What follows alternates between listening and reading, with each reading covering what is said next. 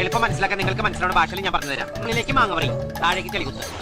മാങ്ങ പറി ചെളികുത്ത്, മാങ്ങ പറിക്കട്ടെ ചെളികുത്താവും. ചെളി മാത്രം കുത്തിക്കൊണ്ടിരിക്കുന്നത്. മാങ്ങ പറിക്കുമ്പോൾ നിന്റെ കെട്ടിയാൽ മതിയോ?